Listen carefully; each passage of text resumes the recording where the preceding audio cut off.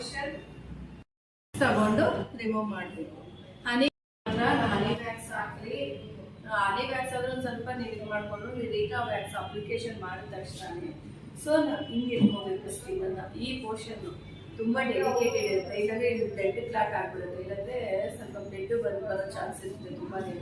So application ಮಾಡಿಬಿಟ್ಟು just ಈ knife ಈ ಸ್ಟಿಕ್ಸ್ ಇಂದ ಜಾಸ್ತಿ ರುಚ್ಚಕ್ಕೆ ಹೋಗ್ಬಾರ್ದು, ಜಸ್ಟ್ ಹಿಂಗೆ ತಗ್ಬಿಟ್ಟು ಹಿಂಗೆ ತೆಗಿಬೇಕು. ಓಕೆನಾ? ಇದನ್ನ ಸ್ಕಿನ್ ಹಿಂಗೆ ಫೀಲ್ ಮಾಡಬೇಕು ಈ ಹ್ಯಾಂಡಿಂದ, ಒನ್ ಹ್ಯಾಂಡಿಂದ. ಈ ಪೋರ್ಷನ್ನು ಅಷ್ಟೇ, ಈ ಪೋರ್ಷನ್ನು ಅಷ್ಟೇ. ಇಲ್ಲಿ ಬ್ಲಡ್ ಕ್ಲಾಟ್ ಆಗುತ್ತೆ, ನೋಡಿರ್ತೀರ ಅಲ್ಲಿ. ಇಷ್ಟೊಂದು ಅಬ್ಸರ್ವ್ ಮಾಡಿದ್ರೆ ಅನ್ಸುತ್ತೆ, ಇಲ್ಲಿ ತುಂಬ ಬ್ಲಡ್ ಕ್ಲಾಟ್ ಆಗುತ್ತೆ, ಸೆನ್ಸಿಟಿವ್ ಸ್ಕಿನ್ ಅಲ್ವಾ. ಸೊ ಹಿಂಗೆ ಫೀಲ್ ಹಿಂಗೆ ಇಟ್ಕೊಂಡು ಟೈಟಾಗಿ ಇಟ್ಕೊಂಡ್ರೆ ಸೊ ಇಲ್ಲಿ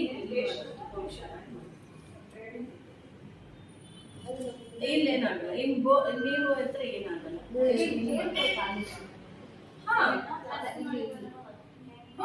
ಇದೆಯಲ್ಲ